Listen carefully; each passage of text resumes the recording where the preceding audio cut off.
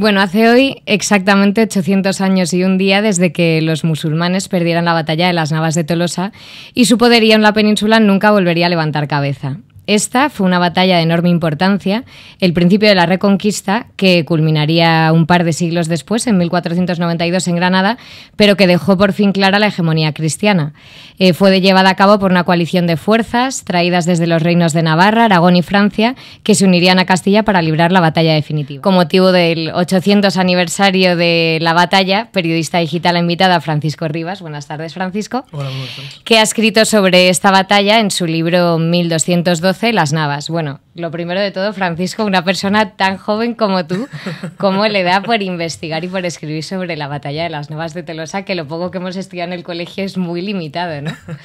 Sí, no, la verdad es que lo que se estudia en el colegio es... Y bueno, suerte que se estudia, porque hay algunas que son incluso más importantes y que tampoco se estudian. Sí. No, la verdad es que, bueno, las Navas yo siempre la he tenido ahí porque soy andaluz, ¿no? Entonces siempre cruzas Despeñaperros y lo ves ahí, las Navas, tal, es inevitable. Luego además mi padre es militar. Y los militares, entre las muchas funciones que cuentan, es de transmitir la cultura de forma oral. O sea, cuentan historias constantemente, entonces pues las Navas es una de las que aparecía.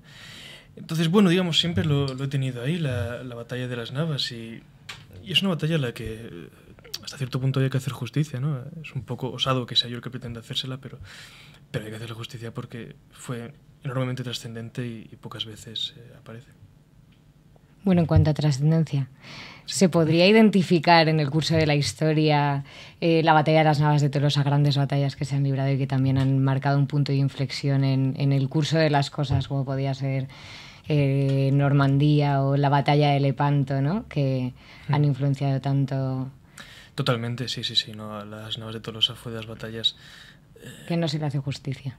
Correcto, sí, la verdad es que su trascendencia está muy subestimada porque todavía para España, a nivel de España, sí que se tiene la conciencia de que efectivamente fue una batalla muy importante, pero incluso tampoco se resalta tanto para lo que es el resto de Europa. Muchas veces pasa, yo no sé por qué, que las cosas que pasan en España es como si no pasaran en el resto de Europa, como si no tuvieran trascendencia, ¿no? O sea, España también es importante, no solamente cuando nuestros bancos están mal. Y también para el norte de África, ¿no? Es decir, fue muy, muy importante para España, ya digo, también para toda Europa y para el norte de África fue clave, y eso es lo que hay que marcar. Bueno, para contar esta historia no has escogido un narrador único y de un solo bando, sino que ni siquiera tiene un narrador concreto, ¿no? Hay 7 protagonistas, se podría decir protagonistas porque en realidad el protagonista en realidad es la propia batalla, ¿no? Pero bueno, la historia está contada desde más o menos las microhistorias de 7 personajes que son de ambos lados, ¿no? Que se ve un poco de los dos lados del prisma del conflicto, y de naturalezas completamente diferentes. Es decir, tenemos por un lado a un fraile de la Orden de Calatrava, tenemos a un adolescente, ¿no? Que nunca se ha visto una contienda tan importante, un poeta musulmán, un contendiente musulmán, un inquisidor francés. O sea, te quiero decir, ahí está como abordada por todos los flancos, pero... Yo creo, desde que me lo empecé a leer y más o menos supe un poco de ti, que hay un personaje con el que te podrías identificar más, que es este adolescente, ¿no? Que se embarca en una aventura que todavía un poco no sabe a dónde va o el nivel de importancia que va a tener el día de mañana lo que va a hacer, pero a medida que pasa la hora se ve cómo va evolucionando su personaje y va madurando y al final pues llega a donde llega. ¿Es cierto? O sea, ¿estás de alguna manera identificado con él? Bueno, yo supongo que no solamente con él, con todos, en todos hay algo de mí. Bueno, quizá en el caso de Íñigo la verdad es que puede ser más evidente por la cercanía de edad, ¿no? Bueno, ahora ya no, porque ahora ya tengo 23 y él tiene 17, con lo cual... Él es todavía adolescente. Sí, ya le saco unos años, pero cuando empecé a escribir tenía 19 y él 17, con lo cual sí, pues podríamos ser casi colegas. Sí, además Íñigo es el que más evoluciona de todos ellos, creo, pero todos son, para mi gusto, al final se hacen todos entrañables. Sí, desde luego. También te habías enamorado como el personaje catalán que estaba desencantado con la religión por la pérdida de su amada, ¿no? Y de ahí surgió el personaje. Pues estoy intentando... Pero no, fíjate, cuando empecé a escribirlo no había ningún lío de esos, ¿no? Bueno, te quería preguntar sobre una cosa. Hay una conversación que me llamó muchísimo la atención del libro, que la verdad es que es preciosa porque, bueno, surge a raíz de una conversación, bueno, de una partida de ajedrez, ¿no? Y hacen como es, si no me equivoco, entre el poeta Mutarraf, un poeta musulmán y y Wazir. Ibn Wazir. Sí. Y bueno, hace una reflexión sobre la autoridad y cómo en realidad los privilegios de quienes ostentan la autoridad emanan de la responsabilidad que tienen con respecto a esa autoridad, ¿no? Identificándolo con el día de hoy, ¿no? Y con todas las cosas que están pasando, si pusiéramos en la cabeza de la autoridad a los políticos y en el campesinado a los funcionarios que están perdiendo absolutamente todo y los políticos que están ostentando todavía sus privilegios y que no los quieren soltar, ¿no? De alguna manera hemos perdido ese concepto de autoridad, esa relación, ¿no? Entre la responsabilidad con respecto a la autoridad y los privilegios merecidos del ejercicio de esa autoridad. Totalmente, totalmente. La verdad es que no ahora, yo creo a raíz de la Revolución Francesa es cuando se desencadena este proceso, ¿no? Es decir, pretendemos que los gobernantes en realidad están elegidos por el pueblo y salen del pueblo, pero no es cierto, forman una casta aparte. En la Edad Media, el tema político en la Edad Media es muy interesante. De hecho, es en la Edad Media cuando surgen las cortes, ¿no? Entonces, pero yo diría que todo esto tiene una base religiosa, en el sentido de el rey puede ser muy importante porque es el rey. Y un campesino pues puede ser relativamente trascendente porque es un campesino y hay cientos como él. Pero ambos van a morir, que eso también se tiene conciencia ahora, pero de lo que se ha perdido, y entonces sí se tenía, es que ambos van a ser luego juzgados por el mismo Dios. Y le va a dar exactamente igual que uno haya sido rey y otro campesino, es decir, el juicio va a ser exactamente igual. Entonces, cuando pierdes a Dios, o pierdes un poco el concepto de Dios, necesariamente pierdes el concepto de igualdad, porque pierdes el poder que al juzgar iguala a todos. Entonces, claro, bueno, en la Edad Media pues era eso, ¿no? Había incluso libros, ensayos de gente, de pensadores medievales que decían que al rey hay que obedecerle porque tiene una cierta autoridad. O sea, que decir, la autoridad tiene un cierto componente divino, pero que incluso si el rey se comporta como un tirano, pues o se le desobedece o incluso se le ejecuta y no hay ningún problema con ello. Esto es perfectamente legítimo, cuando ahora, bueno, pues no creo yo que la ejecución de un presidente o de un político esté defendida, aun cuando en muchos casos pudiera ser, bueno, más de uno lo tendría en mente, ¿no? Entonces sí, y respecto a la autoridad, efectivamente es un poco por eso, porque se ha perdido un poco la idea del servicio, en tanto que al perderse la base religiosa ya no hay una identificación, ¿no? Ya no se ve al pueblo como parte de uno mismo, como algo de lo que eres igual, aunque teóricamente debía ser así porque salen del pueblo, pero en realidad no es. Y bueno, en el libro, en realidad tú cuando te lees las razones que les motivan y que les llevan a la guerra tanto a unos como a otros, y sus ideales son prácticamente, están muy difuminados, o sea, no se diferencia tanto a unos y a otros en cuanto a que los dos incluso aluden al mismo término de guerra santa, tanto cristianos como musulmanes, ¿no? Entonces, ¿cuál es la diferencia entre unos y otros? ¿Simplemente el Dios al que se deben o hay algo más detrás que diferencie en esta época hace 800 años a los unos y a los otros que luchan en la misma contienda y con los mismos ideales? Esa es una muy, muy, muy buena pregunta. Esa pregunta es muy buena. ¿Cuál es la diferencia? Sí, en un cierto modo es la religión. Es decir, pero también ese es un factor común. Es que es lo curioso. Incluso a día de hoy el Islam y el cristianismo son dos cosas que son tan distintas, pero al mismo tiempo son tan parecidas que es necesario que nos demos de tortas. Es absolutamente inevitable. Entonces ellos, en la novela, todos efectivamente tienen un ideal, ¿no? Yo no he querido meter ningún personaje. Bueno, quizá el mercenario sea un poco más cafre en ese sentido, pero al final también el hombre acaba un poco convencido. Todos tienen sus ideales, combaten por ellos, son ideales religiosos, y efectivamente es que si lo miras dices, joder, pues lo están planteando en términos muy similares el cristiano y el musulmán, ¿no? La diferencia es la religión en sí, pero también por eso además quería hacerlo que fueran cristianos y musulmanes, ¿no? Decir, oye, pues en ambos la actitud es la misma, la diferencia es el credo, pero la actitud es la misma y la actitud es igual de loable para ambos casos, ¿no? Es decir, el respeto está en el creyente, al margen de lo que crea. Para mí por lo menos es así, ¿no?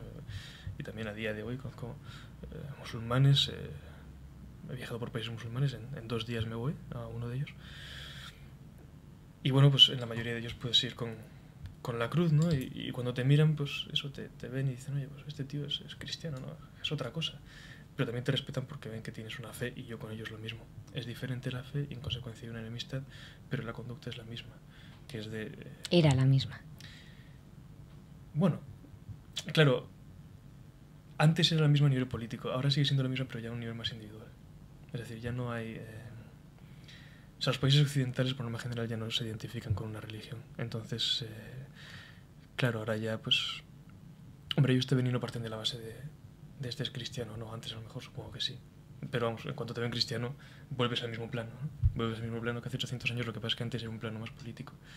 Y ahora el plano político está más difuminado, ya es un plano casi individual. Sí, es lo que te iba a decir. En realidad, si diferenciamos un poco la situación de las religiones hace 800 años y un día y a día de hoy, vemos que el Islam ha evolucionado muy poco en el sentido de que siguen creyendo en la Guerra Santa, la política y la religión siguen completamente fusionadas, ¿no?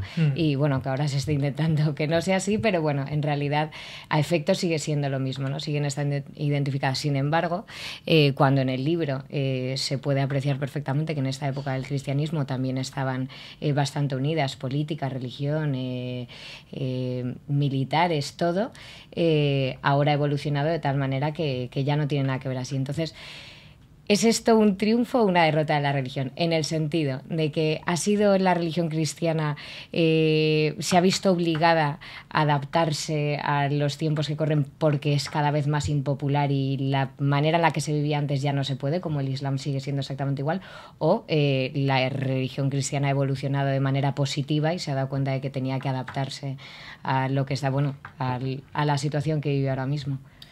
Es que esta pregunta da para muchísimo. ¿Cuánto me dejas de extensión para responderla? Empieza y si veo que te pasas, te corto. Vale, perfecto. Bueno, pues entonces en lo que empiezo por el mundo musulmán. Sí, el mundo musulmán, bueno, quizás da la impresión de que ha evolucionado menos, pero en cierto modo también ha evolucionado bastante, ¿no? Por ejemplo, ahora tenemos la referencia de la forma más ultraortodoxa del Islam pueden ser los wahabitas. Es la idea que se da, pero en realidad no lo es. Es decir, en realidad la tendencia wahabita es herética dentro del Islam. Supone una evolución, ¿no? Aunque ahora lo veamos y digamos, jolín, pues estos tíos son rigoristas a muerte, sí, pero de algún modo en Occidente yo no sé por qué confundimos rigorismo con ortodoxia y no es necesariamente así. De hecho, son mucho más, eran mucho más rigoristas en tiempos los calvinistas, que gracias a Dios ya apenas existen, que los católicos. Cuando los católicos éramos y seguimos siendo los ortodoxos y los calvinistas son una herejía. Entonces, el mundo musulmán también ha evolucionado mucho. Y de hecho, la asociación férrea, fuerte, Islam política es un fenómeno relativamente reciente, incluso creo yo. Miramos ahora, por ejemplo, Primavera Árabe, ¿no? Entonces, bueno, y antes de la Primavera Árabe, ahora en Irak hay un gobierno que es mucho más religioso, tiene un componente mucho más religioso que el que tenía Saddam Hussein. En Egipto existe ese riesgo con Mursi, aunque bueno, los militares han hecho ahí algún chanchullo, pero en Irán, pues, ¿para qué vamos a hablar? Siria existe ese riesgo también. Sin embargo, si miramos el mundo musulmán hace 40 años, pues en Irak hay un gobierno socialista laico, en Siria también, en Egipto también con Nasser, en Argelia con Bouteflika, etc. Entonces, la asociación incluso de política y religión es una cosa más, es un movimiento bastante más reciente. Además que es una cosa bastante definitoria del Islam, porque Mahoma es un líder religioso, pero también es un líder político. Entonces, en el Islam las dos cosas han estado siempre juntas. En el mundo cristiano, en contraposición, siempre han estado ambas esferas separadas en el sentido de uno era el poder terrenal y otro era el poder espiritual. Es decir, estaba el Papa y estaba el emperador romano. Y después del emperador romano, pues, los reyes bárbaros que tomaron el poder. Lo cual no quitaba para que los reyes estuvieran muy influenciados en su política por el Papa o los obispos, pero ambas esferas eran distintas. Entonces, ¿ha sido una derrota del cristianismo en la situación actual? No, yo creo que sencillamente ha sido así por el devenir de los tiempos. También hasta cierto punto es casi hasta mejor, ¿no? Porque el cristianismo tampoco debe verse envuelto demasiado en política, porque la política es una cosa muy, muy baja y puede ensuciar el cristianismo, ¿no? No, yo no creo que haya sido una derrota. Es cierto que hasta cierto punto se ha vuelto más impopular, pero también habría que preguntarse realmente, o sea, ¿cuándo está mejor la Iglesia? Ahora, en el siglo XXI, cuando es más perseguida, entiéndase perseguida no de forma física, por lo menos no en Europa, sino a nivel de opinión, o en el siglo XIV, cuando era una cosa generalmente aceptada, pero precisamente por eso no había fuerza y estaba totalmente, pero en gran medida corrupta. Pues lo que favorece a la Iglesia es la pureza, en las circunstancias que se dé, y curiosamente la oposición genera pureza. Bueno, y por último, quería preguntarte, 800 años después también, haciendo referencia al aniversario, que en el 2007 Al-Qaeda hizo las siguientes declaraciones, que te las voy a leer porque evidentemente no me las sé. Decía: no estaremos en paz hasta que hayamos liberado toda la tierra del Islam de los cruzados, los apóstatas y sus agentes, y no volvamos a poner en pie nuestra Al-Ándalus expoliada y nuestro Jerusalén violado. ¿Qué piensas de esto? Bueno, son declaraciones... ¿Va a haber una reconquista a la inversa? No, para nada, para nada. No, quiero decir, lo que diga Al-Qaeda es muy poco representativo, ¿no? Al-Qaeda... Lo que pasa es que, bueno, es lo de siempre. A veces también los musulmanes...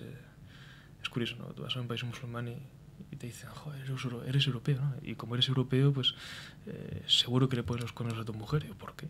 Pues porque a lo mejor en una película europea aparece un europeo que le pone los cuernos a su mujer, y entonces ya todos los árabes se crea la memoria colectiva de que los europeos son gente sin moral ninguna. Yo no sé por qué, pero en este intercambio de culturas generalmente se suele resaltar lo malo, ¿no? Joder, pues no sé, la inmensa mayoría de europeos que conozco son gente perfectamente honesta, que no le es infiel a su esposa, y la inmensa mayoría de musulmanes que conozco es gente que no es de Al-Qaeda. Pero por alguna razón Al-Qaeda está ahí. No, pero Al-Qaeda, eso son declaraciones totalmente gratuitas, es decir, es tan fácil para ellos reconquistar el Jerusalén violado que reconquistar Al-Ándalus. La inmensa mayoría de musulmanes, yo no creo que no les importa Al-Qaeda. A los mismos de Al-Qaeda serán 3 o 4 dentro de Al-Qaeda los que están realmente convencidos. Por ejemplo, el caso de Irak. En Irak, en el año 2006, que es prácticamente cuando se hicieron estas declaraciones, Al-Qaeda tenía 15.000 miembros. Al-Qaeda, la primera rama local que se crea de Al-Qaeda es Al-Qaeda en Mesopotamia, tiene 15.000 miembros. Realmente creemos que hay 15.000 tíos convencidos de eso. Es decir, entre 15.000 miembros que en ese Irak, la forma más fácil de tener una relativa seguridad y un relativo dinero era unirse a Al-Qaeda. Entonces, no, la cuestión ideológica de Al-Qaeda, pues ya te digo, se la creerán 3 o 4. Bin Laden a lo mejor se la creía, es probable que no. Al-Zarqawi, pues... Al-Zawahiri, perdón, Al-Zarqawi era el de Mesopotamia. Tampoco se la creerá. Estas son tontadas. O sea que no creemos que la haya, ¿no? No, para nada. No, tienen cosas más importantes que preocuparse, aunque sea... Sí, realmente la lucha de Al-Qaeda es contra los propios musulmanes, es decir, Al-Qaeda es una desviación herética dentro del Islam. Entonces Al-Qaeda está más preocupada en cargarse a Bashar el-Assad, por ejemplo, que en nosotros, ¿no? La preocupación de Al-Qaeda con Occidente es, pues hombre, porque queda muy espectacular, ¿no? Hacer atentados aquí o en Nueva York, y es cierto que son muy espectaculares y es cierto que hay que impedirlos, pero Al-Qaeda de hecho es más una amenaza para los musulmanes que para nosotros. Bueno, esperamos que así sea. Ojalá. Y muchas gracias por haber venido, Francisco, y esperamos que te vaya fenomenal con este libro y tenerte aquí pronto con otra nueva historia épica sobre la historia de nuestro país. Muchísimas gracias. Muchísimas gracias.